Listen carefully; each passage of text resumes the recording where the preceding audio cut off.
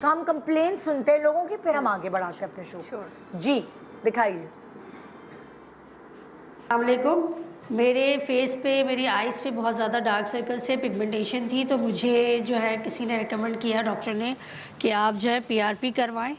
और पीआरपी के मैंने 4 सिटिंग्स ली। उससे मुझे ये हुआ कि एक तो मेरे स्किन बहुत ज़्यादा जो है ना रैशेज़ हो गए थे और स्वेलिंग बहुत ज़्यादा आ गई।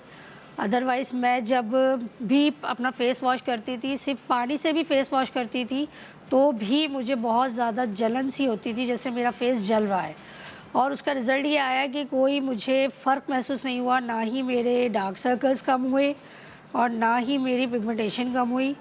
तो अब मेरे टाइम भी मेरा इतना वेस्ट हुआ, पेनफुल भी मैं इतनी रही और फिर मेरे पैसे भी इतने लगे। तो अब मुझे आगे क्या करना चाहिए?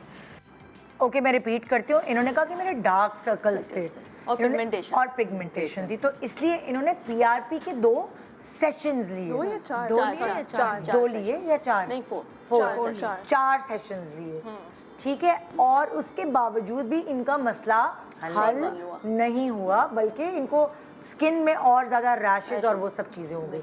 तो क्या, सबसे पहला सवाल आप दोनों से, डर्मेटोलॉजिस्ट जो बैठे हैं उनसे, ये क्या डार्क सर्कल्स और पिगमेंटेशन के लिए PRP was the right treatment, या उसके लिए कोई और ट्रीटमेंट्स भी आते हैं?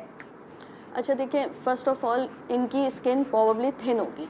अब इनको पीआरपी सजेस्ट किया और उनका ख्याल ये होगा, जो भी एस्थेटिशियन थे, कि अंडर आई भी कवर अप हो जाएंगे और पिगमेंटेशन भी सही हो जाएगी। एंड इट्स अ फैक्ट कि होता है, पीआरपी से बहुत फर्क पड़ता है।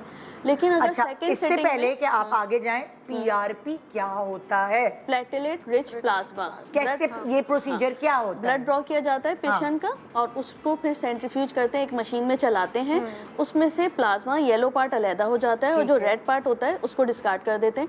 जो येलो पार्ट होता है उसको ट्रीटमेंट की तरह माइक्रो नीडलिंग की जाती है या डायरेक्ट आप इंजेक्ट भी कर सकते हैं। अच्छा, एक और इम्पोर्टेंट सवाल, जो पीला पार्ट होता है वो सबका अलग होगा। वो सबका क्या पता रुबाब का खून इसी पे अच्छा हो, बिल्कुल मेरा अच्छा नहीं हो, इनका अच्छा हो। Exactly.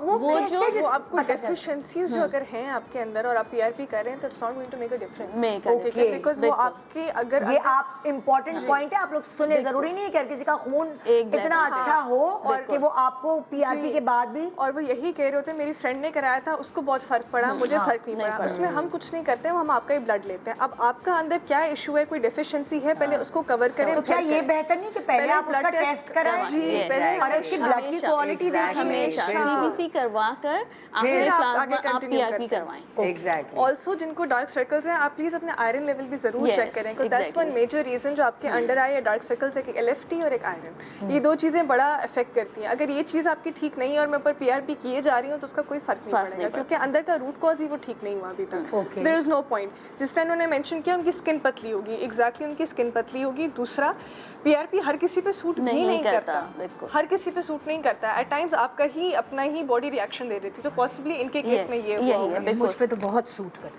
है। एकदम आपका अच्छा लेवल, आपकी डेफिशिएंसी कोई नहीं होगी। And the thing is that glow आ जाता है, टाइट। और कितने दिन तक रहता है ग्लो?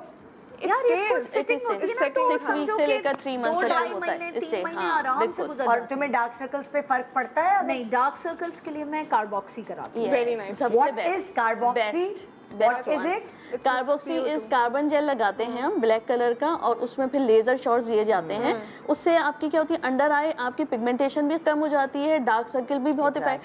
कार्बन होता है उसमें, कार्बन बेसिकली आपकी पिगमेंटेशन को ऊपर से खींच लेता है जब हम लेजर अप्लाई करते हैं। वो लेजर लाइट क्या होता है कि कोई काली सी चीज ब्लैक कलर लगाते हैं, ब्लैक कलर की, वो लेजर से टक टक टक आवाज आती है, कार्बोक्सी। तो वो कार्बन जेल पिगमेंटेशन को निकाल देता है और उससे स्किन, जब वो पिगमेंटेशन ऊपर आ रही होती है तो कोलेजन भी ऊपर आता है, तो आपको स्किन टाइटनेस भी बहुत अच्छी फील होती है और डार्क सर्कल भी आपके ग्रेजुअली वो सेशंस होते हैं। ऑक्सीजन स्किन में बहुत ज्यादा एक्स्ट्रा मिल रहा होता है, तो उसकी वजह से थोड़ी सी टाइटनिंग इफेक्ट होती है। मैंने भी करवाया। हाँ, मैं अपनी गर्दन पे सबसे बेस्ट ट्रीटमेंट लगता है मैं मुझे। आप लोगों को बताती हूँ, मैं अपनी गर्दन पे और अपनी आंखों के ऊपर कार्बोक्सी कराती हूँ Yes, perfect. एटलीस्ट 1.5-2 महीने में एक ट्रीटमेंट 1.5-2 तो महीने तुम्हें में एक फर्क treatment लगता है? हाँ, बहुत अच्छे अच्छा वो 6 महीने के लिए नहीं होती, वो आपको Yes, वो महीने आपको 1.5 करवाना महीने में पड़ता है। करवाना महीने पड़ता है। डेढ़ बजाय इसके आप इतना पैसे फेशियल Exactly, पे खर्च करें। there's no हाँ, point. बिल्कुल, लेकिन मैं क्या एक बात चीज़ करी। I would want to add कि डार्क सर्कल्स जाना बड़े मुश्किल मुश्किल होती है।